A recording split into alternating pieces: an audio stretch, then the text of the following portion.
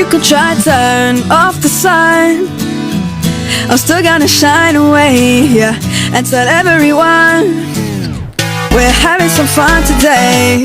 We can go wherever you wanna and do whatever you like. Let's just have a real good time. Assalamu alaikum, alaikum, yeah.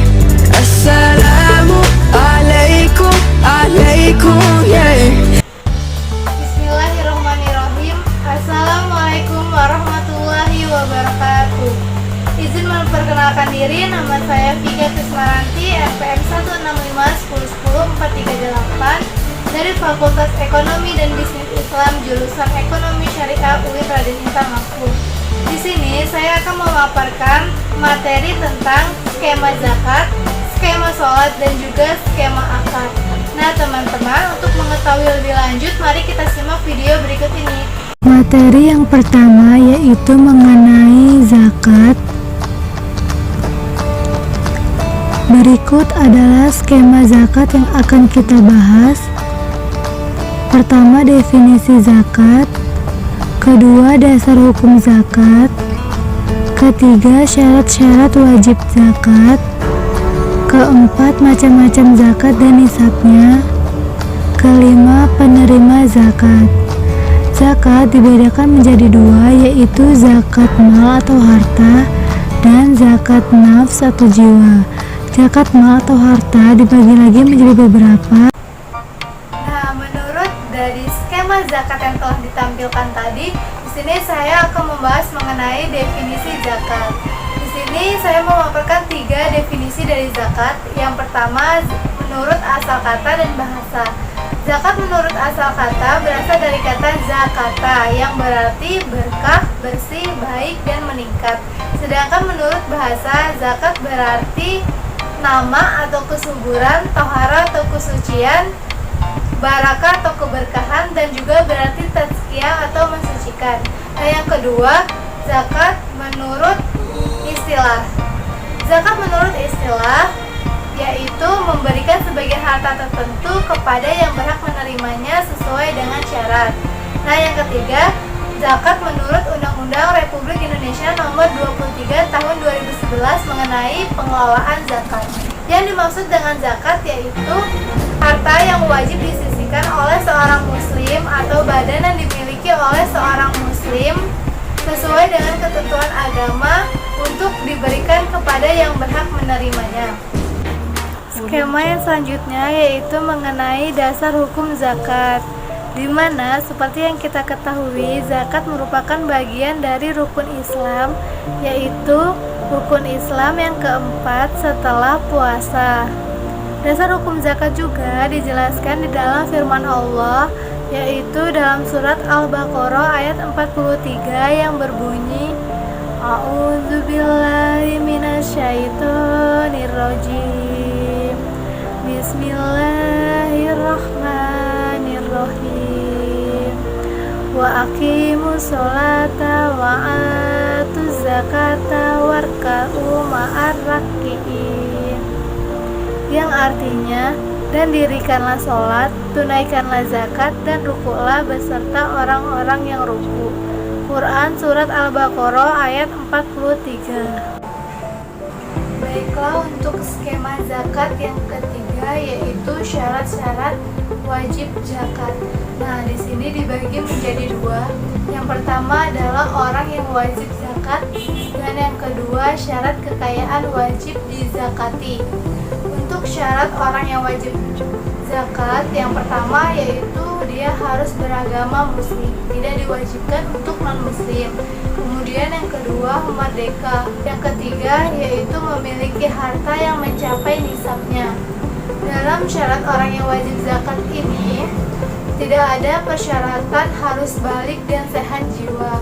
Artinya bagi anak-anak yang masih kecil, dalam artian belum balik, dan orang gila sekalipun, tetap harus wajib mengeluarkan zakat apabila hartanya telah mencapai nisabnya. Kemudian syarat yang kedua yaitu syarat kekayaan wajib dizakati. Yang pertama, harta tersebut harus milik sepenuhnya. Kemudian yang kedua, harta tersebut cukup haulnya, dalam artian harus telah dimiliki genap 1 tahun.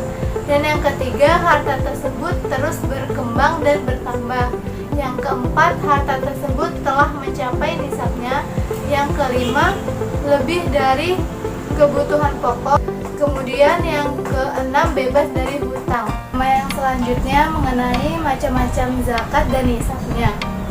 Zakat dibedakan menjadi 2, yaitu zakat mal atau harta dan zakat nafs atau jiwa. Zakat mal atau harta adalah zakat yang harus dikeluarkan oleh individu atau lembaga atas harta atau penghasilan yang diperolehnya sesuai dengan syarat dan ketentuan yang telah ditetapkan. Nah, zakat mal ini dibagi lagi menjadi beberapa. Yang pertama adalah zakat mata uang.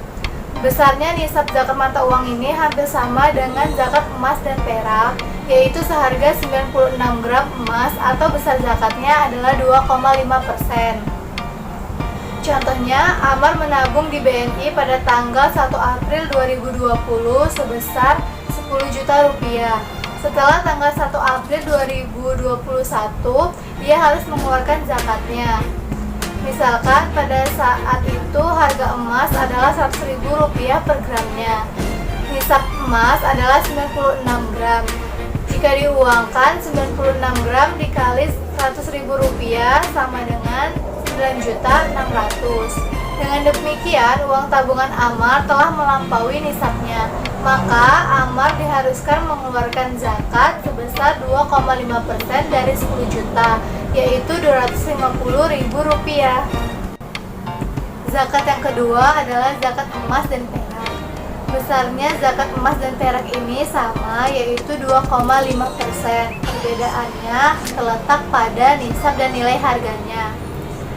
Nisab emas yaitu sebesar 20 dirham atau kurang lebih 96 gram emas, sedangkan nisab perak yaitu sebesar 200 dirham atau sebesar 595 gram emas. Yang ketiga adalah zakat perniagaan atau zakat tijaroh. Setiap harta yang disediakan untuk dijual maka dikenakan hukum wajib zakat. Apabila harga barang dagangan yang tersisa ditambah dengan uang tunai dari hasil penjualan tersebut telah mencapai jumlah nisab seharga 96 gram emas atau lebih, maka ia wajib mengeluarkan zakat sebanyak 2,5%. Nah, zakat yang keempat yaitu zakat binatang ternak. Binatang ternak yang wajib dizakati adalah unta, sapi, lembu, kerbau, kambing, dan biri-biri. Untuk nisabnya, yang pertama, nisab terendah unta adalah 5 ekor, yaitu zakatnya 1 ekor kambing yang bagus. Kedua, nisab terendah untuk sapi atau lembu atau kerbau adalah 30 ekor. Zakatnya yaitu 1 ekor anak sapi atau lembu atau kerbau yang masih berumur 1 tahun atau tabi, maksudnya yang masih mengikuti induknya. Yang ketiga, nisab terendah untuk kambing dan biri-biri adalah 40 ekor. Zakatnya yaitu sebesar 1 ekor kambing atau biri-biri. Yang kelima yaitu zakat hasil pertanian. Hasil pertanian yang wajib dikeluarkan zakatnya adalah yang dapat dijadikan makanan pokok seperti padi, jagung, gandum, biji-bijian, buah-buahan, dan lainnya. Zakatnya yaitu sebesar jika sawah tersebut diairi dengan irigasi atau tada hujan, maka zakatnya sebesar 10%. Namun, jika sawah tersebut disirami dengan peralatan sendiri yang memerlukan biaya, maka zakatnya sebesar 5%. Yang keenam adalah zakat barang tambang. Hasil pertambangan yang wajib dizakati ialah emas dan perak. Nisabnya sama dengan zakat emas dan perak. Bedanya adalah tidak disyaratkan genap 1 tahun. melainkan harus dikeluarkan zakatnya di saat ia mendapatkan barang tambang tersebut. Yang ketujuh adalah zakat barang temuan atau zakatul rikas. Nisab zakat rikas ini dikeluarkan apabila telah 1 tahun atau genap 1 tahun dimiliki.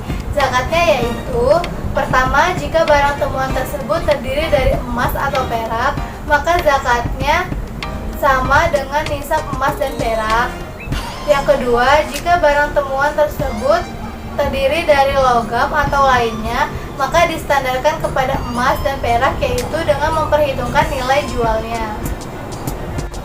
Nah, tadi kita telah membahas mengenai macam-macam zakat mal atau harta.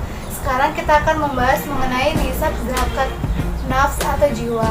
Zakat nafs atau jiwa biasa disebut juga zakat fitrah, yaitu zakat yang dikeluarkan berkenaan dengan selesainya mengerjakan puasa Ramadan yang difardukan.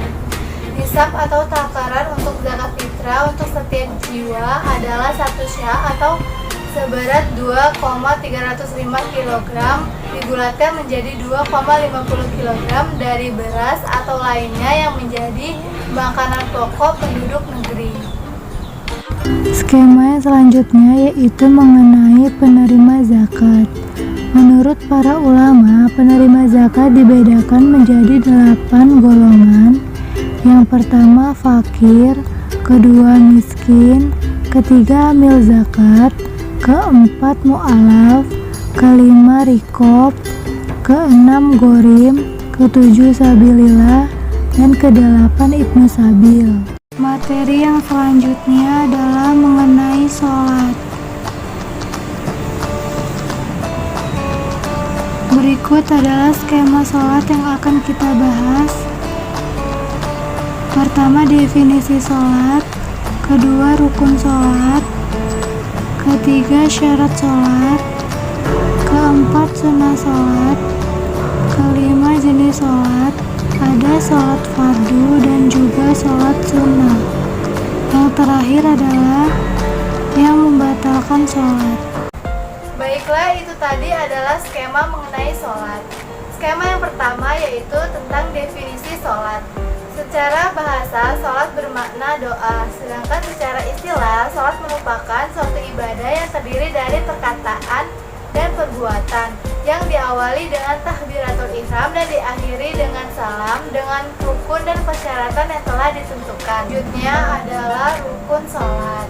Rukun sholat terdiri dari: pertama, niat; kedua, berdiri bila mampu dan diperbolehkan duduk atau berbaring bagi yang uzur; ketiga, takbiratul ihram; keempat, membaca Al-Fatihah di setiap rakaatnya; kelima, ruku; keenam, i'tidal; ketujuh, sujud; kedelapan, duduk di antara 2 sujud; kesembilan, duduk tasyahud akhir; kesepuluh, membaca tasyahud akhir; ke-11, membaca sholawat Nabi; ke-12, mengucap salam yang pertama; ke-13, tertib atau dilaksanakan secara berurutan. Selanjutnya adalah syarat-syarat wajib sholat. Ada syarat wajib sholat dan ada syarat sahnya sholat. Untuk syarat wajib sholat, yang pertama adalah beragama Islam, kedua berakal sehat, ketiga balik, keempat suci dari hadas besar dan kecil, kelima sadar. Dan untuk syarat sahnya sholat, yang pertama telah masuk waktu sholat, kedua menghadap kiblat, ketiga menutup aurat, keempat suci pakaian, badan, tempat untuk sholat dari najis, kelima adalah mengetahui tata cara sholat. Selanjutnya, sunnah dalam melakukan sholat dibedakan menjadi 2, yaitu sunnah abad dan sunnah hayyat. Pertama, sunnah abad yaitu hal-hal yang disunahkan ketika ditinggalkan maka harus diganti dengan melaksanakan sujud sahwi di akhir sholat. Sunnah abad yang pertama membaca tasyahud awal, yang kedua membaca sholawat pada tasyahud awal, yang ketiga membaca sholawat atas keluarga Nabi Shallallahu Alaihi Wasallam pada tasyahud akhir, keempat membaca kunut pada sholat subuh dan sholat witir pada bulan Ramadan hingga akhir bulan Ramadan. Yang kedua adalah sunnah hayat. Sunnah hayat kebalikan dari sunnah akad, yaitu hal-hal yang disunahkan ketika ditinggalkan maka tidak perlu menggantikan dengan melaksanakan sujud sahwi di akhir sholat. Sunnah hayat yang pertama, mengangkat kedua belah tangan pada saat takbiratul ihram, ruku, dan ketika berdiri dari ruku. Yang kedua, meletakkan telapak tangan di atas pergelangan tangan yang kiri ketika bersedekap. Yang ketiga, membaca doa iftitah sehabis takbiratul ihram. Keempat, membaca ta'awuz a'udzubillahi minasyaitonirrajim ketika hendak membaca Al-Fatihah. Kelima, membaca amin ketika selesai membaca Al-Fatihah. Keenam, membaca surah Al-Quran pada 2 rakaat permulaan, yaitu rakaat pertama dan rakaat kedua setelah membaca Al-Fatihah. Ketujuh, mengeraskan bacaan Al-Fatihah dan surah pada rakaat pertama dan rakaat kedua pada sholat maghrib, isya, dan subuh selain makmum. Kedelapan, membaca takbir ketika gerakan naik turun. Kesembilan, membaca tasbih ketika ruku dan sujud.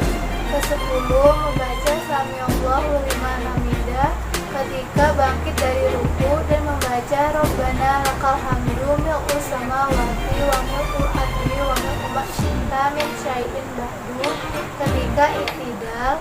Ke-11, meletakkan telapak tangan di atas paha ketika duduk tasyahud awal dan akhir dengan membentangkan telapak tangan yang kiri dan menggenggamkan telapak tangan yang kanan selain telunjuk. Ke-12, duduk iftirashih dalam semua duduk sholat.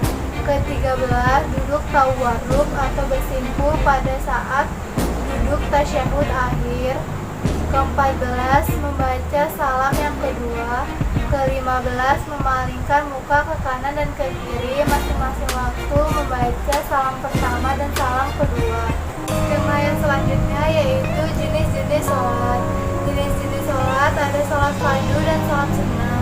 Sholat fardu adalah sholat yang wajib dikerjakan bagi seorang muslim dan apabila dikerjakan akan mendapatkan pahala, tetapi jika ditinggalkan maka akan mendapatkan dosa. Sholat sunnah yaitu sholat yang dianjurkan untuk dikerjakan tetapi tidak diwajibkan, sehingga apabila ditinggalkan maka tidak akan berdosa, dan apabila dikerjakan maka akan mendapatkan hikmah dan pahala dari Allah Subhanahu wa Ta'ala.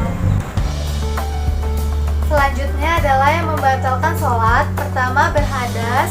Kedua, terkena najis yang tidak dimaafkan. Ketiga, berkata-kata meskipun satu kata. Keempat, terbuka auratnya. Kelima, mengubah niat meskipun ingin memutuskan sholat. Keenam, makan dan minum meskipun sedikit. Ketujuh, bergerak berturut-turut sebanyak 3 kali seperti melangkah. Kedelapan, membelakangi kiblat. Kesembilan, menambah rukun yang berupa perbuatan seperti ruku dan sujud. Ke-10, tertawa. Ke-11, mendahului imam 2 rukun. Ke-12, murtad. Materi yang ketiga yaitu mengenai akad. Berikut ini adalah skema akad yang akan kita bahas. Pertama, definisi akad. Kedua, dasar hukum akad. Ketiga, rukun akad. Keempat, syarat akad. Dan yang kelima, akad-akad dalam ekonomi. Skema yang pertama yaitu mengenai definisi akad. Akad berasal dari bahasa Arab yaitu al-aqd yang secara etimologi memiliki banyak pengertian, di antaranya mengikat, menghimpun, menyepakati, menguatkan, dan mengumpulkan antara dua sesuatu. Sedangkan secara terminologi fikih, akad didefinisikan dengan perikatan antara ijab atau suatu pernyataan melakukan ikatan dengan qabul atau suatu pernyataan menerima ikatan sesuai dengan kehendak syariat yang berpengaruh pada objek perikatan. Skema yang selanjutnya yaitu mengenai dasar hukum akad. Landasan berakad ini telah dijelaskan di dalam firman Allah, yaitu dalam surat An-Nisa ayat 29 yang berbunyi, A'udzubillahi minasyaitonirrajim. Bismillahirrahmanirrahim. Ya ayyuhalladzina amanu la ta'kulu amwalakum bainakum bil batili illa an takuna tijaratan antara diminkum wala ta'tulu anfusakum innallaha kana bikum rahima. Yang artinya, hai orang-orang yang beriman, dan janganlah kamu memakan harta sesamamu dengan jalan yang batil, kecuali dengan jalan perniagaan yang berlaku dengan suka sama suka di antara kamu. Dan janganlah kamu membunuh dirimu, sesungguhnya Allah adalah Maha Penyayang kepadamu. Quran Surat An-Nisa ayat 29. Skema yang selanjutnya yaitu mengenai rukun akad. Rukun akad terdiri dari yang pertama adalah akid. Akid adalah orang yang berakad. Kemudian yang kedua ma'qud alaihi atau objek yang diakadkan. Kemudian yang ketiga sigot atau ijab dan kabul atau serah dan terima. Kemudian yang terakhir maudu al-aqd atau tujuan atau maksud dari diadakannya akad tersebut. Skema yang selanjutnya yaitu mengenai syarat-syarat akad. Syarat-syarat akad dibedakan menjadi dua. Yang pertama berdasarkan syarat terbentuknya akad, dan yang kedua berdasarkan syarat keabsahan akad. Yang pertama berdasarkan syarat terbentuknya akad, yaitu 1. Pihak yang berakad atau akidain disyaratkan tamyiz, artinya mampu untuk menentukan pilihan dan membedakan mana yang baik dan bermanfaat bagi dirinya. Yang kedua, sigot akad atau pernyataan kehendak, adanya kesesuaian antara ijab dan qabul atau munculnya kesepakatan dan dilaksanakan dalam satu majelis akad. Yang ketiga, objek akad. Objek akad harus ada ketika akad dilaksanakan. Jika objek tersebut tidak ada ketika akad dilaksanakan, maka objeknya harus jelas. Yang keempat, tujuan akad tersebut harus sesuai dengan syarat. Yang kedua, berdasarkan syarat keabsahan akad, yaitu 1. Pernyataan kehendak harus dilaksanakan secara bebas dan tidak ada unsur paksaan. Yang kedua, penyerahan objek akad tidak menimbulkan mudarat atau sesuatu yang tidak menguntungkan. Yang ketiga, objek akad tersebut harus suci dan tidak terkena najis atau bukan barang najis, artinya objek tersebut milik sendiri dan bukan barang curian. Yang keempat, bebas dari goror atau tidak ada tipuan. Yang kelima, bebas dari riba. Skema yang selanjutnya yaitu mengenai akad-akad dalam ekonomi. Akad-akad dalam ekonomi terdiri dari dua akad. Yang pertama adalah akad funding atau penghimpunan dana, terdiri dari dua akad. Yang pertama adalah akad wadiyah dan yang kedua adalah akad mudharabah. Kemudian akad ekonomi selanjutnya adalah akad financing, yaitu penyaluran dana atau pembiayaan dana, terdiri dari beberapa akad. Yang pertama, akad berbasis jual beli atau tijaroh, yaitu 1. Akad murabahah, kedua akad bai al-salam, yang ketiga akad bai al-istisna. Kemudian yang kedua akad berbasis bagi hasil. Yang pertama akad mudharabah dan yang kedua akad musyarakah atau syirkah. Akad mudharabah ini termasuk ke dalam akad funding dan akad financing. Kemudian yang ketiga akad berbasis sewa menyewa atau pinjam meminjam. Yang pertama ada akad ijaroh, yang kedua ada akad ariyah, dan yang ketiga ada akad qard. Kemudian yang keempat Akad berbasis upah atau jasa pelayanan terdiri dari yang pertama ada akad kafalah, kedua ada akad wakalah, ketiga ada akad hiwalah, dan yang keempat ada akad lan. Akad funding atau penghimpunan dana yang pertama adalah akad wadiyah. Secara etimologi, wadiyah berarti titipan atau amanah, yang berasal dari kata wada'ah yang berarti memberikan atau meninggalkan sesuatu. Sedangkan secara harfiah, wadiyah adalah titipan murni dari satu pihak ke pihak yang lain, baik individu maupun badan hukum, yang harus dijaga dan dikembalikan kapan saja si penitip menghendaki. Akad funding yang kedua yaitu akad mudarobah. Mudarobah berasal dari kata drab yang berarti memukul atau berjalan. Sedangkan secara harfiah, mudarobah adalah akad kerjasama untuk suatu usaha antara kedua belah pihak, di mana pihak pertama atau sohibul mal menyediakan modalnya, dan pihak kedua atau mudorib sebagai pengolahnya. Keuntungan dan kerugiannya ditentukan pada awal kesepakatan. Dalam akad mudarobah, terdapat hadis ekonomi yang membahas mengenai akad mudarobah.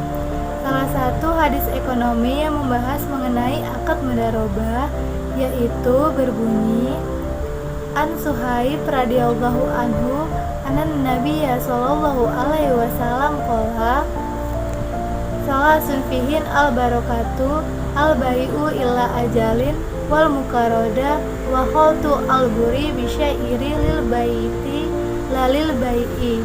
Rawahu Ibnu Majah bi isnadin soifin, yang artinya dari Suhaib radhiyallahu anhu bahwa Rasulullah Shallallahu alaihi wasallam bersabda, 3 hal yang di dalamnya terdapat keberkatan: jual beli secara tangguh, mukaroda atau mudarobah, dan mencampur gandum dengan tepung untuk keperluan rumah, bukan untuk dijual.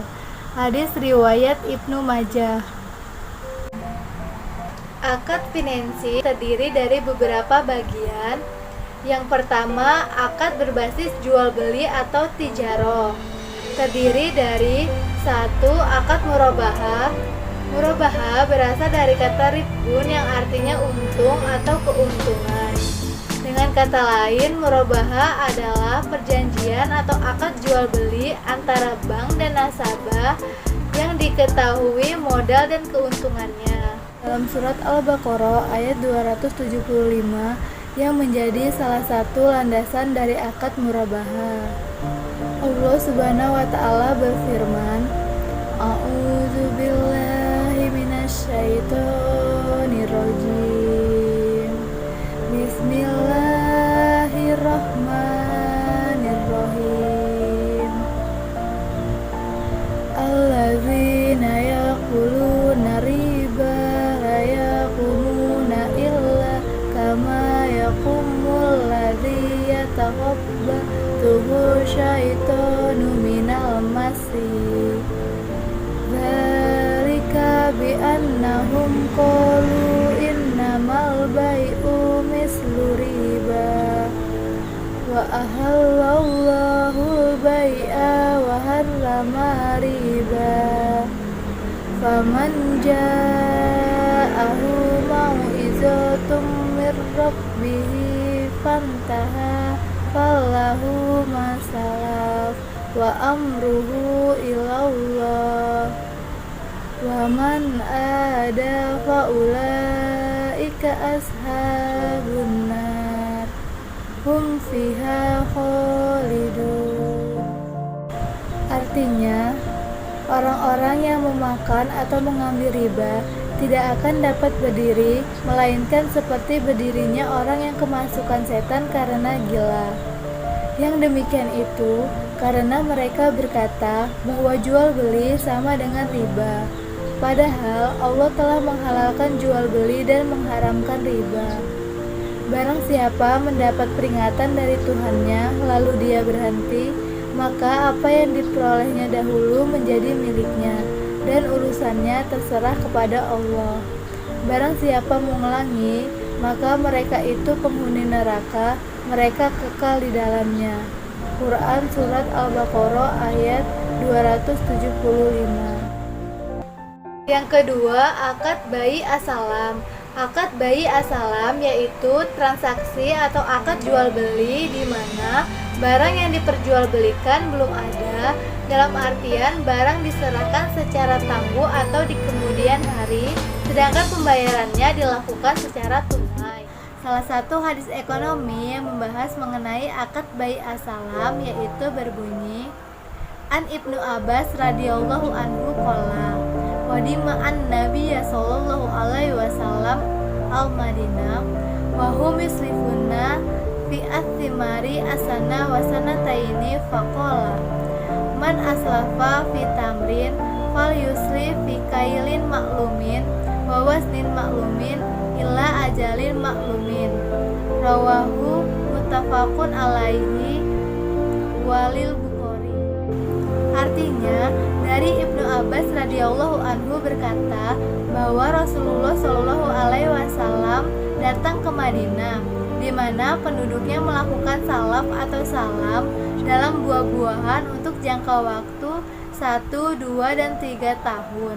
Beliau berkata, barang siapa melakukan salaf atau salam, hendaknya ia melakukan dengan takaran yang jelas dan timbangan yang jelas pula dalam jangka waktu yang diketahui. Hadis riwayat muttafaq alaihi dan Bukhari. Kemudian yang ketiga, akad bai al-istisna. Akad bai al-istisna yaitu akad jual beli dalam bentuk pemesanan pembuatan barang tertentu dengan kriteria dan persyaratan tertentu yang disepakati oleh kedua belah pihak. Pembayaran dalam akad bai al-istisna dapat dilakukan di awal, di tengah maupun di akhir, baik secara kontan maupun dengan beberapa kali atau termin pembayaran dalam jangka waktu yang telah ditentukan di awal kesepakatan. Akad financing yang kedua yaitu akad yang berbasis bagi hasil.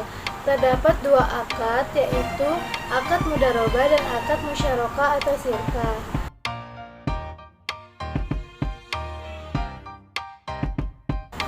Akad bagi hasil yang kedua yaitu akad musyarakah atau syirkah. Secara etimologi, syirkah berarti ikhtilat atau pencampuran, yakni bercampurnya satu harta dengan harta yang lainnya. Maka dengan demikian, yang dimaksud dengan musyarakah atau syirkah adalah akad kerjasama antara dua pihak atau lebih untuk melakukan suatu kegiatan usaha tertentu, di mana masing-masing pihak memberikan kontribusi dana dengan porsi yang telah disepakati dan keuntungan yang telah disepakati. Akad financing yang ketiga yaitu akad berbasis sewa-menyewa atau pinjam-meminjam. Terdiri dari 1. Akad ijaroh. Ijaroh adalah pemindahan hak guna atau manfaat atas barang atau jasa melalui pembayaran upah sewa atas barang atau jasa tanpa diikuti dengan pemindahan hak kepemilikan atas barang atau jasa tersebut. Dalam surat At-Talaq ayat 6 yang menjadi salah satu landasan dari akad ijaroh, Allah Subhanahu wa taala berfirman, A'udzubillahi minasyaitonirrajim. Bismillahirrahmanirrahim. Askinuhunna min haitsu sakatum min wujdikum wala tudurruhunna litudayyiku alaihin. Wa in kunna ulati hamlin fa anfiqu alaihinna hatta yad'na hamlahun. Fa in arda'na lakum fa'atuhunna ujurahun. Wa'tamiru bainakum bima'ruf. Wa in ta'asartum fasaturdaula ujrah. Artinya, tempatkanlah mereka para istri di mana kamu bertempat tinggal menurut kemampuanmu, dan janganlah kamu menyusahkan mereka untuk menyempitkan hati mereka. Dan jika mereka istri-istri yang sudah ditalak itu sedang hamil, maka berikanlah kepada mereka nafkahnya hingga mereka bersalin. Kemudian jika mereka menyusukan anak-anakmu untukmu, maka berikanlah kepada mereka upahnya, dan musyawarahkanlah di antara kamu segala sesuatu dengan baik. Dan jika kamu menemui kesulitan, maka perempuan lain boleh menyusukan anak itu untuknya. Quran Surat At-Talaq ayat 6. Yang kedua adalah akad aria. Aria berasal dari kata at-ta'awun yang artinya saling menukar dan mengganti, yaitu dalam tradisi pinjam-meminjam. Maka dengan demikian yang dimaksud dengan akad aria adalah memberikan manfaat suatu barang dari seseorang kepada orang lain dengan secara gratis atau cuma-cuma. Yang ketiga adalah akad qard. Qard berasal dari kata al-qattu yang artinya memotong. Dengan kata lain, qard adalah memberikan harta kepada orang yang memanfaatkannya, yang mana pada suatu saat harus dikembalikan. Akad financing yang keempat yaitu berbasis upah atau jasa pelayanan. 1. Akad kafalah. Kafalah secara bahasa berarti aldaman atau jaminan, hamalah atau beban, dan zo'ama atau tanggungan. Sedangkan secara istilah, kafalah adalah mengalihkan tanggung jawab seseorang yang dijamin dengan berpegang pada tanggung jawab orang lain sebagai penjamin. Atas jasanya, penjamin dapat meminta imbalan tertentu dari orang yang dijamin. Dalam surah Yusuf ayat 72, yang menjadi salah satu landasan akad kafalah. Allah Subhanahu wa taala berfirman, A'udzubillahi minasyaitonirrajim. Bismillahirrahmanirrahim. Qalu nafkidu su'al maliki waliman ja'a bihi himlu ba'irin wa ana bihi za'im. Artinya, penyuruh-penyuruh itu berkata, kami kehilangan piala raja, dan siapa yang dapat mengembalikannya akan memperoleh bahan makanan seberat beban unta, dan aku akan menjamin terhadapnya. Quran Surat Yusuf ayat 72. Kedua, akad wakalah. Wakalah berasal dari wazan wakala yakilu wa'lan yang artinya menyerahkan atau mewakilkan. Jadi, wakalah adalah akad di mana pihak pertama menyerahkan kepada pihak kedua untuk melakukan suatu perbuatan yang bisa digantikan oleh orang lain pada masa hidupnya dengan syarat-syarat tertentu. Dalam surah Yusuf ayat 55 yang menjadi salah satu landasan dari akad wakalah. Allah Subhanahu wa taala berfirman, A'udzubillahi minasyaitonirrajim.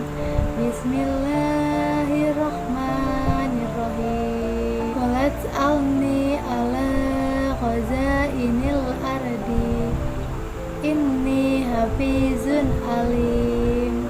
Yang artinya, dia Yusuf berkata, jadikanlah aku bendaharawan negeri Mesir, karena sesungguhnya aku adalah orang yang pandai menjaga lagi berpengetahuan. Quran Surat Yusuf ayat 55. Yang ketiga adalah akad hiwala. Hiwala ditinjau dari segi etimologi berarti al-intikol dan al-tahwil, yaitu memindahkan dan mengoper. Sedangkan secara istilah, hiwala adalah memindahkan tagihan dari tanggung jawab yang berutang kepada yang lain yang mempunyai tanggung jawab kewajiban pula sesuai dengan kesepakatan bersama. Salah satu hadis ekonomi yang membahas mengenai akad hiwala yaitu berbunyi, An Abi Hurairah radhiyallahu anhu an Nabi sallallahu alaihi wasallam qala matlul ghani zulmum wa ma utbi'u ala maliyin falyattabi rawahu al-Bukhari wa Muslim. Artinya dari Abi Hurairah radhiyallahu anhu bahwa Nabi Muhammad sallallahu alaihi wasallam bersabda, memperlambat pembayaran hutang yang dilakukan oleh orang kaya adalah perbuatan zolim. Jika salah seorang kamu dialihkan kepada orang yang mudah membayar hutang, maka hendaklah ia beralih atau terima pengalihan tersebut. Hadis riwayat Bukhari dan Muslim. Keempat, yaitu akad rahan. Menurut bahasa, gadai atau arahan berarti al-subut dan al-habs, yaitu tetap dan tertahan. Sedangkan secara istilah, rahan adalah menjadikan suatu benda berharga dalam pandangan syara sebagai jaminan utang selama ada dua kemungkinan untuk mengembalikan uang itu atau mengambil sebagian benda itu.